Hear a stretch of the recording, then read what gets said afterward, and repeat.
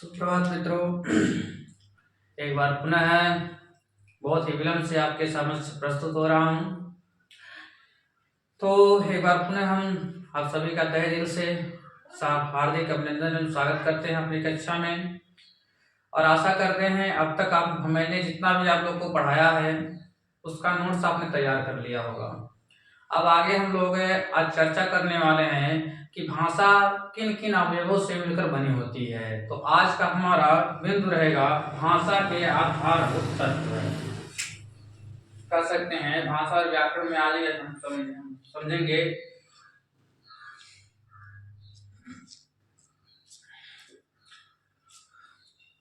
भाषा के आधारभूत तत्व।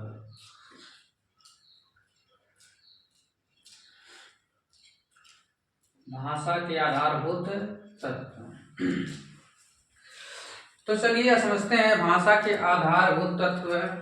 तत्व का मतलब पहले समझ लेते हैं क्या होता है क्या नहीं होता है। तो देखिए सर्वप्रथम देखेंगे कि कोई भी भाषा हो तो सबसे पहले यदि आती है तो सबसे पहला यदि बिंदु होता है तो वह होता है ध्वनि का।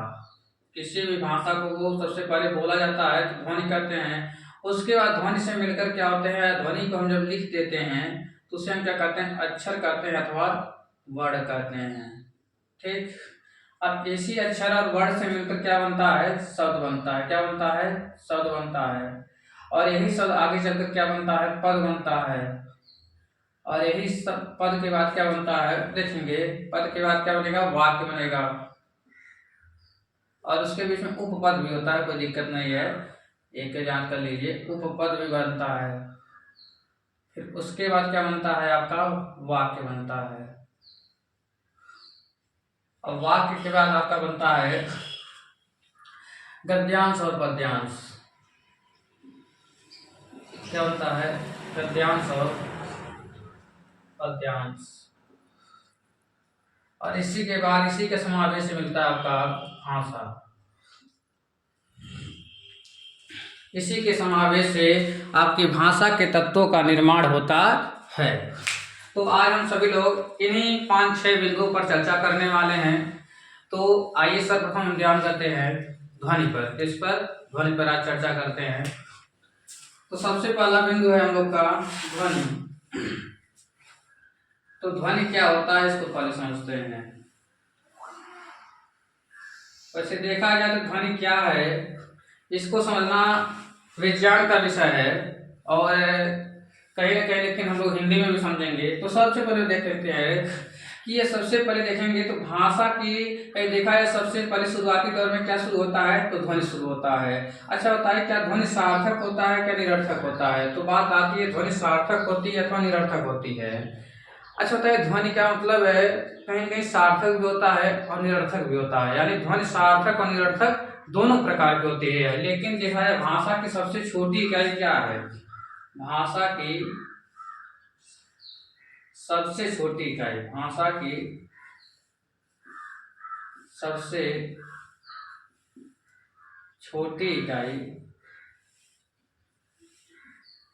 क्या है, आपका ध्वनि है। क्यों, क्योंकि इस ध्वनि के नीचे कुछ नहीं होता है।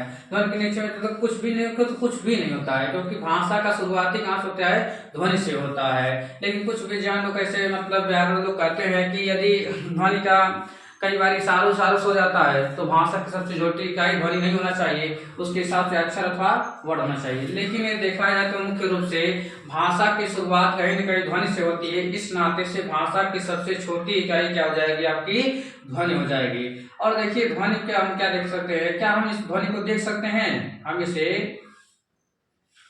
देख नहीं सकते हैं, हम इसे देख नहीं सकते हैं।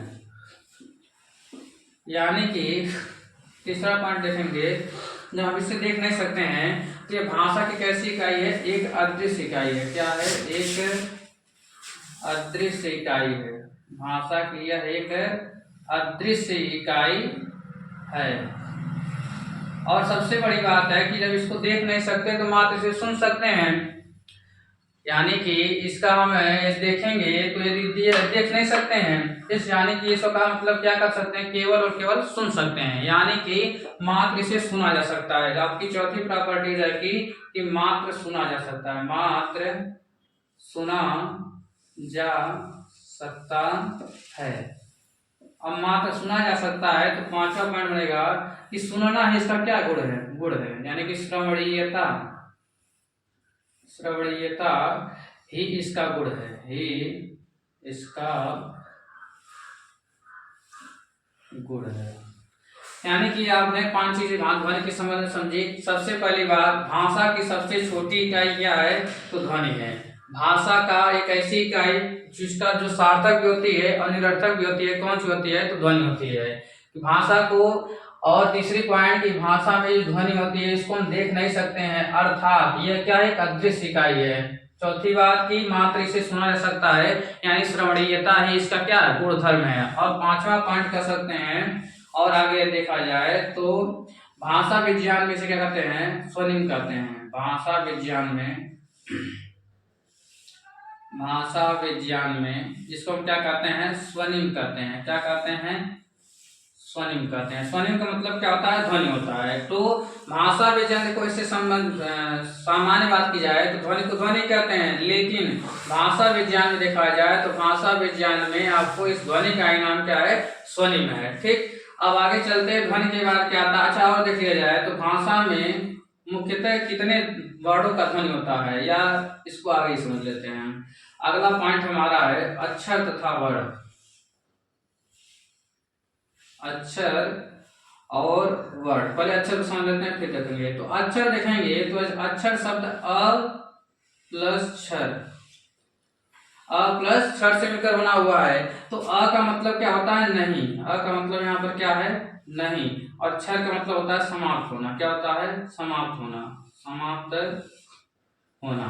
यानी कि भाषा की एक ऐसी इकाई जो कभी समाप्त नहीं होती है, भाषा की एक ऐसी इकाई जो कभी समाप्त नहीं होती है, उससे हम क्या कहेंगे, अक्षर कहेंगे। अब कैसे समाप्त नहीं होता है उसको भी समझना है, तो समझिए। भाषा कभी में ऐसी इकाई जो समाप्त नहीं होता है, और एक बात और समझ लेते हैं तब जाकर आगे चलते हैं। अब देखिए, भाषा की सबसे छोटी इकाई है, और यह सबसे छोटी इकाई किसके बाद इसका नंबर आता है, तो यह समाप्त नहीं होता है। तो इसका मतलब क्या करना था, जैसे हमारे टोटल हमारे पास 52 या 57 हमारे पास वर्ड है। कितने अक्षर हैं, 52 या 57 अक्षर हैं। अब ये समाप्त नहीं होते हैं तो इसका मतलब क्या निकल रहा है, देखिए। यदि मान लीजिए सबसे प्राचीन, अब जानते हैं, मैंने बताया भी था कि सबसे प्राचीनतम भाषा क्या है, संस्कृत है। अब संस्कृत यदि भाषा है तो संस्कृत में कुछ न अक्षर और वर्ण रहे होंगे, और संस्कृत वर्णमाला से ही अ आ इ उ निकले हुए हैं। यानी कि यदि मान लीजिए आज से अरबों मिलियनों वर्ष पहले संस्कृत भाषा चल रही थी, देवताओं की भाषा भी कही जाती है, तो उतने वर्ष बाद भी अ यदि अब तक चलता आ रहा है, यानी कि अ कभी समाप्त नहीं होता है। यानी कि हम समझ सकते हैं कि कभी भी यह समाप्त नहीं होगा। इसी प्रकार से अब जानते हैं कि अक्षर से मिलकर शब्द बनता है, और मान लीजिए हम जितना कुछ बोल रहे हैं ये एक रिकॉर्ड हो जा रहा है। अब रिकॉर्ड होने के बाद सर्वो करवो जब तक ये रहेगा तब तक आप सुन सकते हैं, यानी कि ये कभी समाप्त नहीं होगा। यानी कि हम कह सकते हैं अक्षर भाषा की एक ऐसी इकाई है जो कभी समाप्त नहीं होती है, जो कभी समाप्त नहीं होती है। ठीक, अब आगे चलते हैं और देखेंगे अक्षर क्या होता है। तो अक्षर में आगे चलेंगे तो अक्षर न क्षरति इति अक्षरम, इसको कहा गया है संस्कृत में भी समझ लीजिए, न क्षरति इति अक्षरम, यह व्युत्पत्ति है इसकी। न क्षरति इति अक्षरम, यानी कि जिसका क्षरण नहीं होता है, जो समाप्त नहीं होता है, उसे हम क्या कहते हैं, अक्षर कहते हैं। जो क्षरण नहीं होता है, जिसका क्षरण नहीं होता, उसे क्या कहते हैं, अक्षर कहते हैं। अब अक्षर को हम कहते हैं ब्रह्म। जैसे देखेंगे तो ब्रह्म कभी समाप्त नहीं होता है। इस नाते हम क्या कहेंगे, अक्षर को हम क्या कहते हैं, ब्रह्म कहते हैं। अक्षर का पर्यायवाची क्या है, ब्रह्म है। ठीक, आगे चलते हैं। अब अक्षर को देखेंगे तो एक बहुत महत्वपूर्ण पॉइंट आती है कि अक्षर में क्या कौन कौन सी चीजें आती हैं। तो देखिएगा, तो अक्षर में सबसे पहले ध्यान देंगे तो जितने भी स्वर होंगे, जितने भी स्वर होंगे वह सभी क्या कहलाएंगे, अक्षर कहलाएंगे। देखिए माइनर अंतर होता है, अक्षर तथा वर्ण में सामान्यतः है कोई अंतर नहीं होता है, लेकिन इनमें अंतर पाया जाता है। जैसे अक्षर और वर्ण में देखेंगे तो अक्षर क्या होता है, तो जितने भी स्वर होते हैं अक्षर कहलाते हैं, तथा जितने भी स्वर सहित व्यंजन होते हैं, स्वर सहित व्यंजन होते हैं। इसी कारण से कहा जाता है अक्षर के टुकड़े हो सकते हैं, अक्षर के टुकड़े हो सकते हैं। यानी क्या, अक्षर के टुकड़े हो सकते हैं, यानी का मतलब क्या, इसको हम आगे तोड़ सकते हैं। जैसे देखेंगे, आगे चलते हैं, नीचे हम क्या झुकना है आगे समझते हैं। जैसे देखिए मान लीजिए जितने भी स्वर हैं, जैसे अ, आ, ई, उ, री, ए, ऐ, ओ और औ। अब देखेंगे इतने जो स्वर हैं ये सभी क्या कहलाएंगे, अक्षर कहलाएंगे। क्या कहलाएंगे, अक्षर कहलाएंगे। क्या कहलाएंगे, अक्षर कहलाएंगे। और दूसरी बात, जितने भी व्यंजन हैं, अब व्यंजन को देखिए, एक होता है शुद्ध व्यंजन और एक होता है अशुद्ध व्यंजन। क्या होता है, एक होता है शुद्ध व्यंजन, एक होता है अशुद्ध व्यंजन। अब देखेंगे क क्या है, ये आपका अशुद्ध व्यंजन है। क्या है, अशुद्ध व्यंजन होता है, अशुद्ध व्यंजन। और ये क्या होता है, शुद्ध व्यंजन होता है। क्या होता है, शुद्ध व्यंजन होता है। तो जितने भी शुद्ध व्यंजन हैं वो क्या कहलाते हैं, वर्ण, और जितने भी अशुद्ध व्यंजन हैं ये क्या कहलाते हैं, अक्षर कहलाते हैं। क्या कहलाते हैं, अक्षर, और ये क्या कहलाते हैं, वर्ण कहलाते हैं। अब अशुद्ध क्यों है, क्योंकि देखेंगे व्यंजन क्या होता है, व्यंजन का मतलब होता है जिसको बोलने के लिए किसी सहायता लेनी पड़ती हो, यानी दूसरे पर आश्रित होता है। तो यानी कि कह सकते हैं क किससे मिलकर बना हुआ है, क में अ मिलकर बना हुआ, इस नाते यह अशुद्ध हो गया। ठीक, यानी कि क्या क्या है आपका, ये दूसरे पर आश्रित हो गया है। और एक बात जान, ये दूसरे पर आश्रित होता वह जीवन में कभी सफलता नहीं प्राप्त कर सकता। हमेशा हर काम के लिए दूसरे पर आश्रित रहने वाला व्यक्ति जीवन में सफल नहीं हो पाता। ये व्याकरण सिखा रहा है आपको। तो क में अ मिला है, तो यानी क्या, ये देखिए व्यंजन है और यह स्वर है, यानी जो व्यंजन, स्वर सहित व्यंजन क्या कहलाता है, अक्षर कहलाता है। और स्वर रहित व्यंजन क्या कहलाता है, वर्ण कहलाता है। ठीक, यह चीज हो गया। तो यह समझ सकते हैं हम। जैसे मान लो कोई आपसे कह दिया कि यह ख क्या है, अक्षर अथवा वर्ण है, तो देखेंगे हम ख में अ मिला हुआ है, यानी कि ख के टुकड़े हो गए। अब जिसके टुकड़े हो जाते हैं उन्हें क्या कहते हैं, अक्षर कहते हैं। और लेकिन कोई कहते हैं हाई वाला ख क्या होता है, तो ये क्या हो जाएगा, वर्ण हो जाएगा। क्या हो जाएगा, वर्ण हो जाएगा। आशा करते हैं अक्षर और वर्ण में जो अवधारणा है, जो कॉन्सेप्ट वो समझ में आ जाएगा। कि बात पुनः बोलता हूं मैं कि प्रत्येक स्वर अक्षर होता है, तथा स्वर रहित, स्वर सहित जितने व्यंजन होंगे सभी क्या कहलाएंगे, अक्षर कहलाएंगे। अब आते हैं थोड़ा वर्ण पर विचार कर लेते हैं। देखिए अब वर्ण का देखा जाए, वर्ण का शाब्दिक अर्थ क्या होता है, तो देखिए सबसे पहली बात है, वर्ण का मतलब होता है रंग, स्वरूप इत्यादि, इसके शाब्दिक अर्थ होते हैं। लेकिन इसका मतलब परिभाषा के रूप में देखा जाए तो जिसके टुकड़े न हो पाए, जिसके टुकड़े न हो पाए उन्हें हम क्या कहते हैं, वर्ण कहते हैं। क्या कहते हैं, वर्ण कहते हैं। जैसे मैंने दिखाया यहाँ पर, और एक पहली बात याद कर लीजिए, प्रत्येक स्वर वर्ण होता है तथा स्वर रहित व्यंजन। प्रत्येक स्वर क्या होता है, वर्ण होता है, और प्रत्येक स्वर रहित व्यंजन क्या कहलाता है, वर्ण कहलाता है। तो याद कर लीजिए, जो उतने भी स्वर हैं वह अक्षर तथा वर्ण दोनों होते हैं। प्रत्येक स्वर अक्षर तथा वर्ण दोनों होते हैं। क्यों होते, देखिए आ का, ई का, उ का सबका खंडन है, इस नाते हम क्या कहेंगे। अब ये मैथ नहीं है कि यदि एक का नहीं हो तो कुछ भी नहीं होगा, ये विज्ञान है, ये भाषा है। इसमें देखिए इन लोग का स्वर है ना, ये स्वर एक स्वर हो चाहे जितना स्वर हो, ये हुआ ना हुआ, इस नाते कहते हैं कि इसको हम खंडन कर सकते हैं इनको।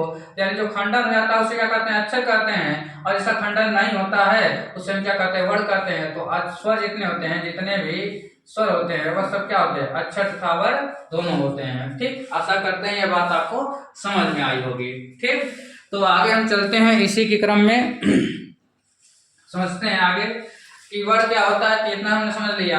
अब आगे चलते हैं शब्द। देखिए शब्द ऐसे देखा जाए तो यह शब्द मूल में द देख रहे हैं, सब प्लस 10 से मिलकर बना हुआ है शब्द। अब देखिए क्या होता है, शब्द का मतलब होता है सार्थक ध्वनि। क्या होता है, सार्थक ध्वनि होता है। शब्द का मतलब क्या होता है, सार्थक ध्वनि या भ्रम भी होता है यहाँ पर, ठीक। तो यानी शब्द क्या होता है, अक्षरों के सार्थक योग को, अक्षरों के सार्थक योग को हम क्या कहते हैं, शब्द कहते हैं। और जब शब्द यही मिलता है, क्या, जब यही शब्द वाक्य में प्रयोग हो जाता है तो इसे क्या कहते हैं, पद कहते हैं। और आगे उपपद और वाक्य बनता है।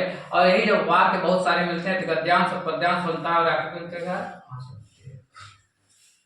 तो आशा करते हैं मैंने एक एक चीज के बारे में बताया और कठिनता से नहीं, एकदम सरलता से सरल भाषा मैंने समझाया है कि भाषा के आधारभूत तत्व कौन कौन से होते हैं, इनका वर्णन क्या है। आगे एक एक सेपरेट वीडियो में मिलेगा, 2 मिनट 5 मिनट का जो भी वीडियो बनेगा सब एक चीजें होगा। ध्वनि क्या होता है, अक्षर वर्ण क्या होता है, इसमें क्या होता रहता है, ये आपका पूरा वीडियो मिल गया है। लेकिन अब आगे जो वीडियो मिलेगा उसमें अक्षर वर्ण तथा सभी को एकदम है डिटेल में व्याख्या मिलेगी आपको, क्या होता है क्या नहीं होता है। तो आज के लिए बस इतना ही समझेंगे।